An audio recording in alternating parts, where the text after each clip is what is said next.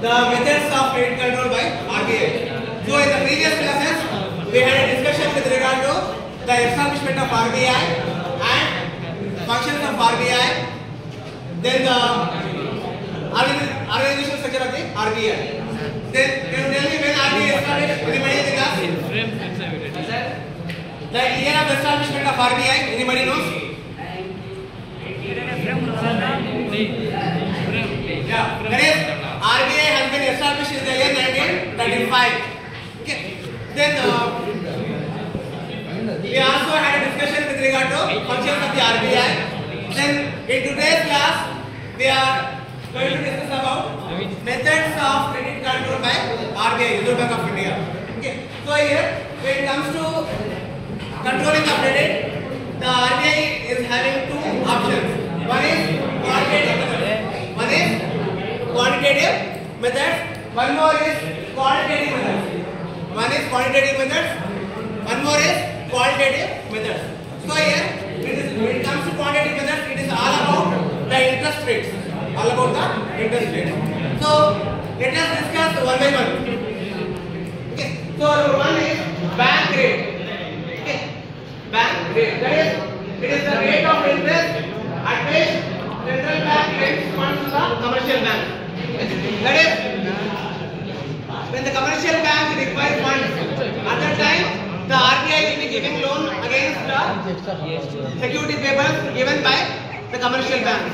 So that interest rate is called bank rate. Bank rate means the rate at which, it's the rate of interest at which the central bank, the RBI, lends funds, that is give loan, gives funds to commercial banks. It is called bank rate. At present, it is 6.75%. At present, the bank rate in India is 6.75%. Then the next one is open market operations. Open market operations. So here, open market operation means during the time of inflation and deflation, the RBI will be buying and selling of bonds as well as securities in the open market. That is, in the money market as well as in the capital market, during the inflation and deflation, the RBI will be buying and selling securities, buying and selling bonds in the market so that to adjust the inflation, adjust the price rise as well as adjust the fall in prices. So it is called open market operations. Okay. Then one more is cash reserve ratio. Cash reserve ratio. So in short, it is also called CRR. Cash reserve ratio. So here CRR means it is the rate of, it is the ratio of deposits. Ratio of deposits that commercial bank has to keep up with RBI. For example, assume that you have deposited 10,000 rupees in the SBI.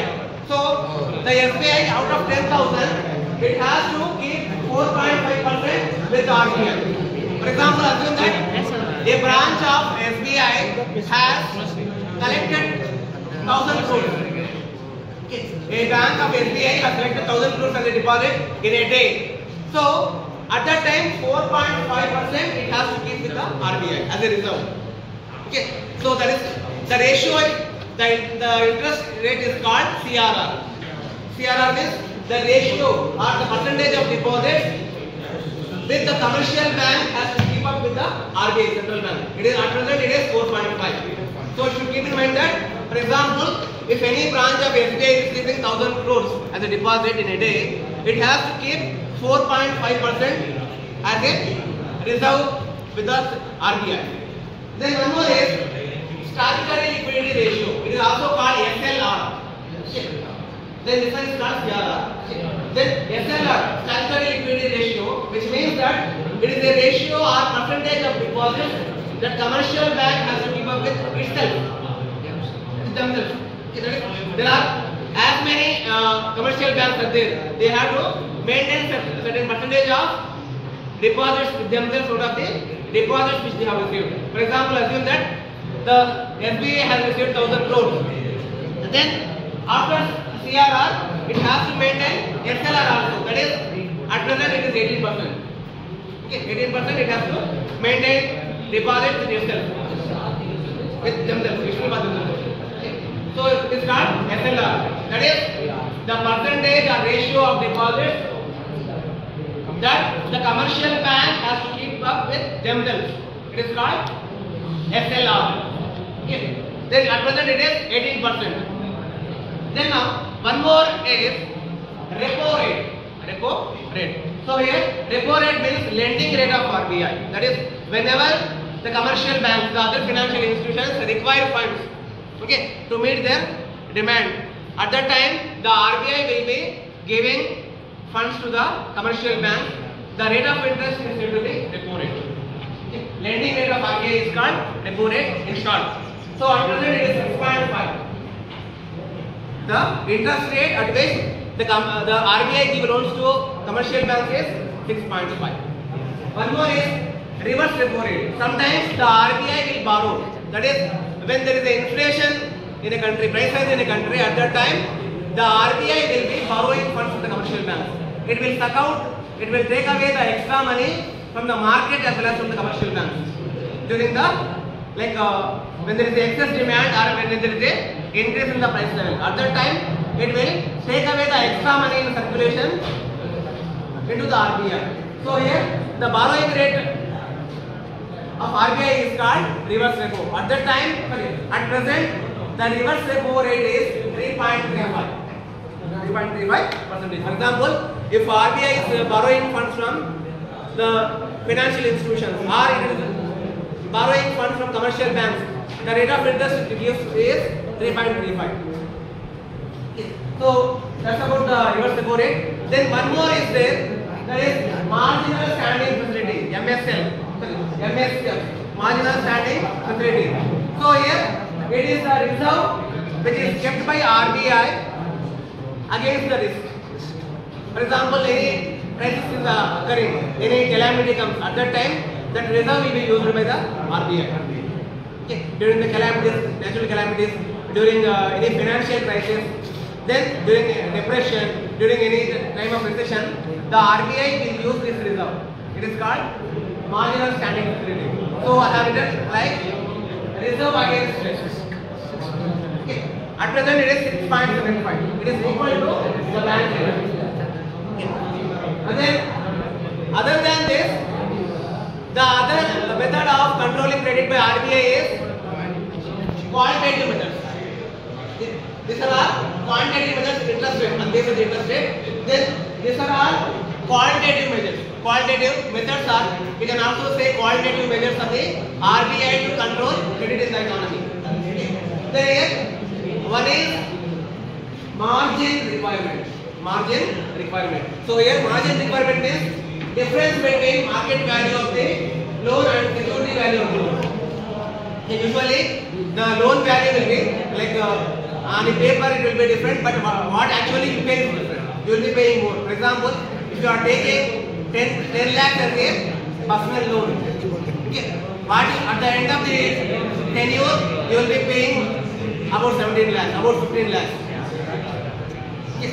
So here there is a difference. So that is margin requirement. Margin requirement. Then one more is moral suasion. Moral suasion. Then it is said to be a written or oral advice to the RBI to restrict or expand credit. So here sometimes the RBI will ask the commercial banks and financial institutions to as a oral written or oral note will be given by the RBI to commercial banks. Sometimes to restrict, sometimes to not give loans, sometimes to give more loans. It is said to be moral suasion. Okay. Then as per the requirement, the commercial bank has to follow the guidelines of the RBI. Sometimes it may restrict the credit, sometimes it may ask to expand the credit. Restrict means don't give loan. Expand credit means give the loan, give more and more loans. Then one more is direct action. Sometimes the RBI will take disciplinary actions against the commercial bank when they fail to follow the guidelines of the RBI. That is said to be direct action. Okay.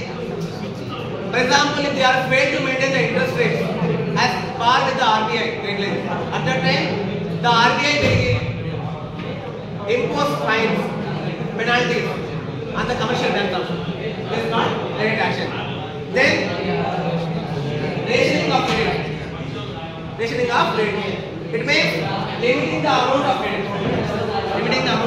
that is loan amount will be, for example, like during the inflation, the RBI will limit the credit. Then, for example, the sanction amount of loan is 10 lakhs. Then, when the RBI want to limit the credit, it will ask the banks to pay only 9.5 lakhs. Sanction amount is 10 lakhs, but it will ask to pay only 9.5. Then it will try to it will ask the banks to adjust the remaining amount in the other things like the processing fee, then security deposit, insurance on loan, like that it will try to put some fees. So sometimes it may increase, sometimes it may decrease. There is a processing fee as well as insurance and security deposit. So here this is the rationing of it. Sometimes it may increase the processing fee, sometimes it may decrease the processing fee. So it is called rationing.